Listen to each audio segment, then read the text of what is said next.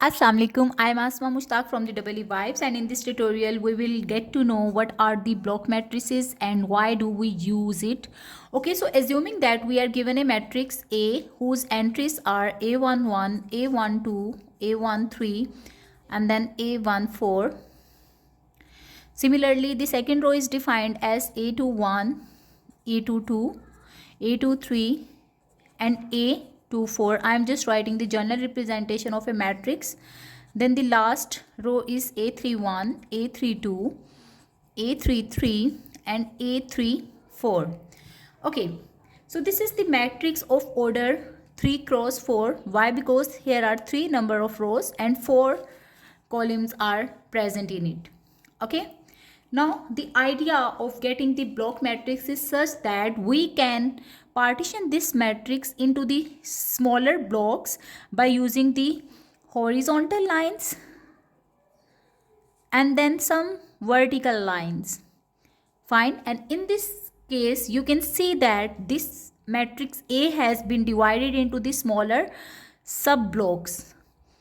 Okay, if I do write these sub blocks, then the first block can be represented as A11 and its values are A11, A12, A13, A21, A22 and then A23. Similarly, I can write rest of the blocks like, okay, so here the sub blocks have been written and the matrix A can be written in terms of the block matrices now as A11, A12, A21 and then A22. Okay, now what is the benefit of dividing a given matrix into the block matrices? This concept is mostly helpful for performing the multiplication of the two matrices of higher order. So assuming if A is of the order of 30 cross 50 and similarly B is of the order of 50 cross 70, then obviously what we are going to do, we are going to multiply some higher order or higher dimensional matrices. We know that we have always limitations for the computations using the computer systems. Okay, so in such cases our systems or the processors are not capable enough to process the higher dimension data. So that's why we will divide our larger dimension into the smaller dimensions and we can perform the multiplications of the matrices of smaller orders and hence finally we can combine the resultants because the computation otherwise becomes so complex. So assuming that this was the matrix A. So let's just take an example for understanding the concept of the block matrices. This is the first example that I'm going to discuss. So assuming A is equal to 1, 2, 1, 0, minus 3, 4, 0, 1. And then the last row is 0, 0, 2, minus 1. Okay. And B matrix is defined as 1, 0, 2 and 0, 1, 3, 2, 3, 4 and the last one is 3, minus 2 and 1. Okay, the first step is to divide these matrices into the block matrices such that the order of the multiplication is always satisfied. Since the order of this matrix A is actually 3 cross 4 while the order of the matrix B is 4 cross 3 and the resultant matrix will be of the order of, since 3 cross 4 is going to be multiplied with 4 cross 3, order of multiplication is satisfied and the resultant matrix will be of the order of 3 cross 3. Okay, the first task is to divide these matrices into the block matrix. Fine, so I will apply one partitioning over here and then one partitioning over here. So that is totally your choice how you are going to actually partition the given matrix, but you should always remember that the partitioned matrices order must satisfy the order of multiplication. All right, now my task is to divide b. If I divide b such that, in that case,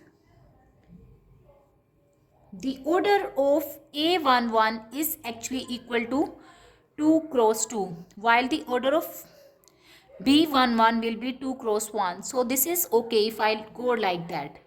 Then I have to multiply this entry with the lower one.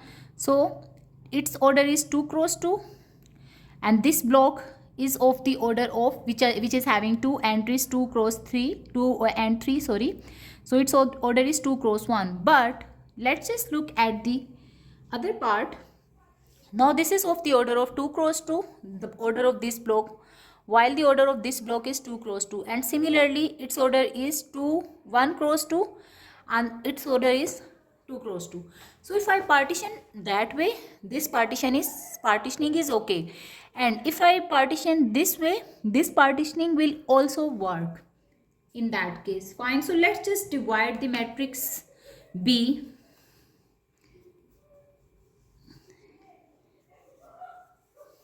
this way. Fine. And now we can say that, or we need to define the blocks, sub blocks, which is equal to 1 2 minus 3 4.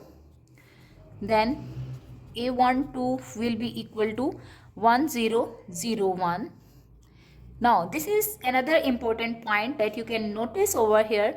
The block B A12 is actually equal to I2, which is the identity matrix.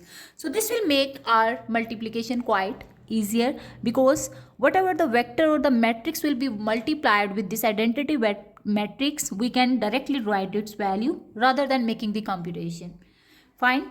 Then A21 is equal to 0 0, and this will also make our calculation much easier, indicating that whatever we multiply with 0, the resultant is always 0. So this is the benefit of performing the block matrix division. Okay, then the last matrix or the last block will be 2 minus 1. Similarly, we can divide or represent B11 as 1 0 0 1. Same is true in case of the block A12, since it's also the I2 representation. Fine. And then B12 is a column vector having entries 2 3. B21 is a matrix of order 2 cross 2, and then the last entry is B22. So let me write it at the bottom.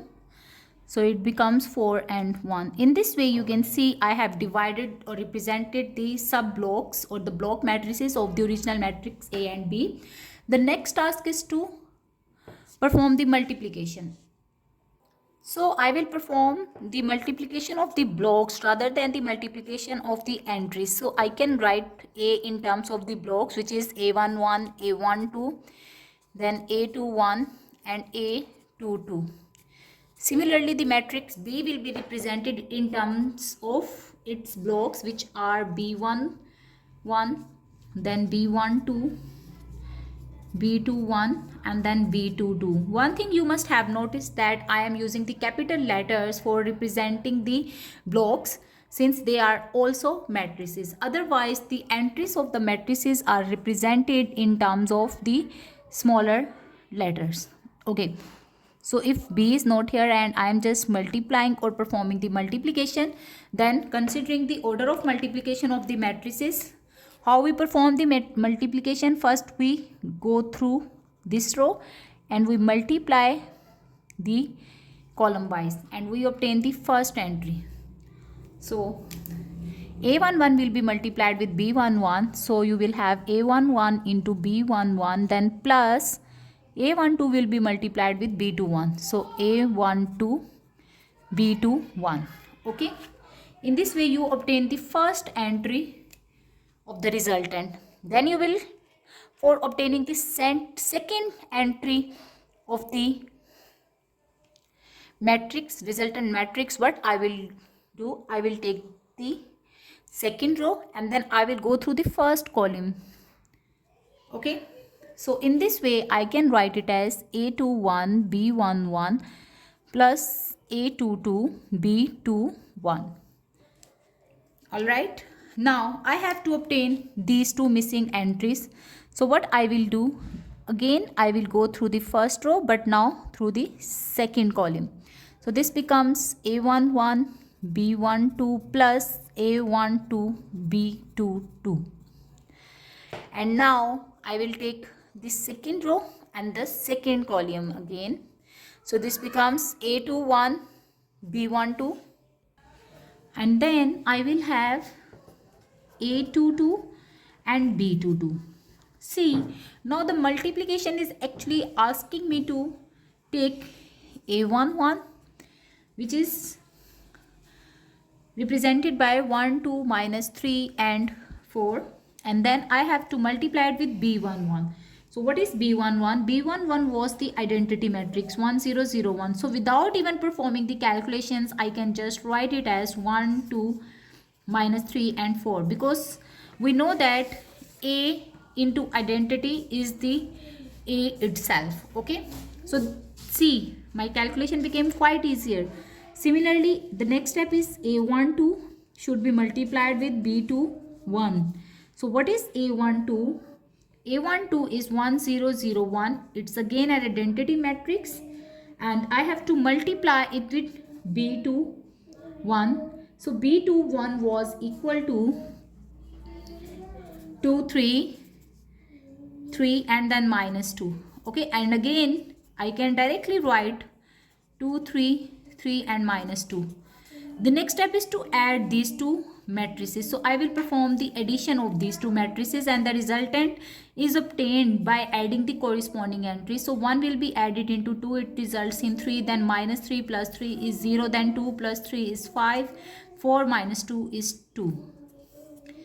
So in this way we will obtain the first entry of my resultant, okay, which is 3, 5, 0 and 2. This is the first entry of the resultant. Similarly, I can obtain or evaluate the rest of the entries by performing A11 and then B12. And A11 again was equal to 1, 2, minus 3 and 4, while B12 was equal to 2 and 3. Fine. So let's just perform the multiplication. 2 plus 6 is 8. And then minus 6 plus 12 is 6.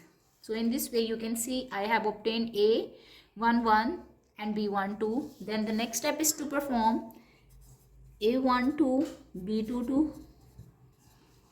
So A12 is identity matrix 1001 while B22 is 41.